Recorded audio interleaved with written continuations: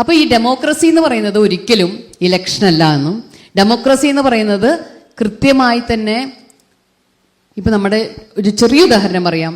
കർഷക നിയമം നമ്മളെ മുഴുവൻ പറ്റിച്ചിട്ട് മണി ബില്ല് അവതരിപ്പിക്കണ പോലെ ചർച്ചയ്ക്കൊന്നും ഇടാണ്ട് നേരെ പാർലമെന്റിൽ കയറി ഭൂരിപക്ഷ വോട്ടിൽ ജയിപ്പിച്ചെടുത്തു. പക്ഷെ ആ പാർലമെന്റിന്റെ മുന്നിൽ സമരം ചെയ്ത് അതിനെ തിരിച്ചു എത്തിക്കാൻ പറ്റി. അപ്പോൾ ഡെമോക്രസി നടന്നത് സമരമായി റോട്ടിൽ ജനങ്ങൾ മരിച്ചു വീണുകൊണ്ടാണ്. നിർഭയ സംഭവിച്ചപ്പോൾ ഡൽഹിയിലും ഇന്ത്യയിലെയും മുഴുവൻ യൂത്ത് പറ്റുന്ന എല്ലാ തെരുവുകളിലും വന്ന് എഴുതിരി കത്തിച്ച് പറഞ്ഞത് എന്താ, നിയമം മാറ്റണമെന്നാണ്. അപ്പോൾ നിയമം മാറ്റി എഴുതി, ജസ്റ്റിസ് വർമ്മയെ അപ്പോയിൻറ്റ് ചെയ്ത് മാറ്റി എഴുതി. അപ്പോൾ ലെജിസ്ലേറ്റീവ് പ്രോസസ്സായിട്ടുള്ള നിയമനിർമ്മാണം നടക്കേണ്ട ഇടമാണ് എന്താണ് parliament.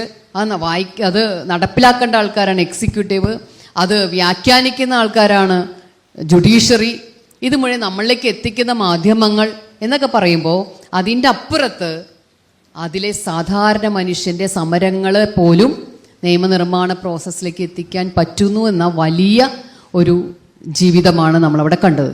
Democracy is A process. Stagnated ആയിട്ട് ഒരു കഷ്ണം ആയിട്ട് എവിടെയും കിടക്കുകയില്ല, അതിങ്ങനെ മാറിക്കൊണ്ടേയിരിക്കും.